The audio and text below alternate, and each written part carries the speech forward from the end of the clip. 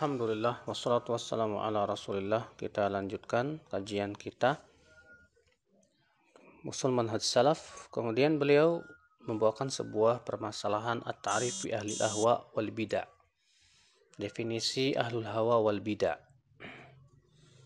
Berkata Syekhul Islam Taimiyah rahimahullah, wal bid'ah allati yu'addu biha ar-rajul min ahli al-ahwa mashtahara 'inda ahli al-ilmi bis sunnah mukhalafatuha lil kitabi was sunnah kabid'atil khawarij wal rawafid wal qadariyah wal murji'ah.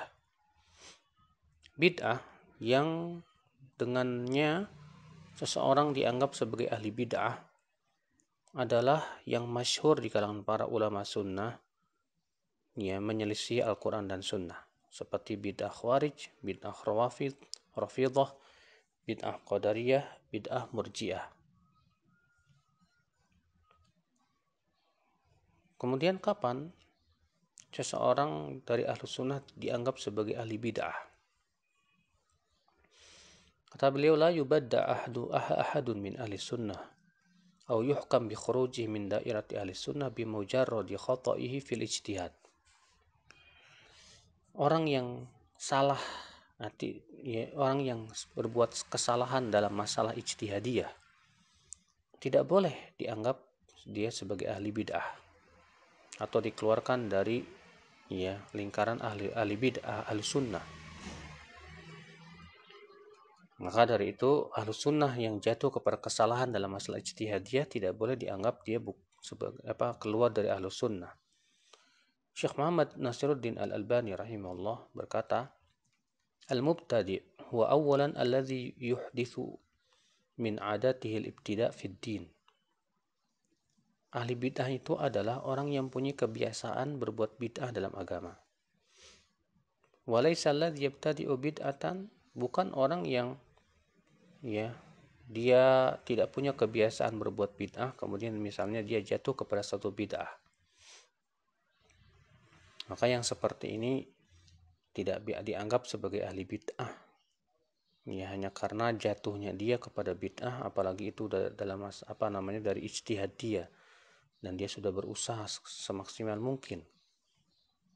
Sebagaimana kata beliau, pemimpin yang zalim terkadang dia adil pada sebagian hukumnya, tapi dia tidak disebut pemimpin yang adil. Demikian pula pemimpin yang adil terkadang ia berbuat zalim pada sebagian hukumnya, tapi tidak disebut sebagai pemimpin yang zalim. Maka manusia itu, kata beliau, bima yaghlib alaihi min khairin aw syarr, sesuai dengan apa yang dominan padanya. Kalau dominan padanya kebid'ahan, maka tentu ia sebagai ahli bid'ah. Maqala aidan, kemudian kata Imam Syekh Albani, fayustarat idzan fil mubtadi' syartan. Kalau begitu, disebut seseorang ahli bid'ah disyaratkan padanya dua syarat. Awalan, yang pertama, alla yakuna mujtahidan wa innama yakunu muttabi'an lil hawa. Dia mengikuti hawa nafsu, bukan karena ijtihad, untuk usaha mencari kebenaran, bukan, tapi karena mengikuti hawa nafsu. Tsaniyan, yang kedua, an yakuna dzalika min adatihi wa min daidadihi. Yang kedua, bahwa itu merupakan kebiasaan dia berbuat bid'ah. Maka dua perkara inilah, kata beliau, yang menyebabkan ia dihukumi sebagai ahlul bid'ah. Maka dari itu, seorang ahlu sunnah tidak boleh dihukumi dia sebagai ahli bid'ah atau keluar daripada ahlu sunnah disebabkan kesalahannya dalam masalah ijtihad.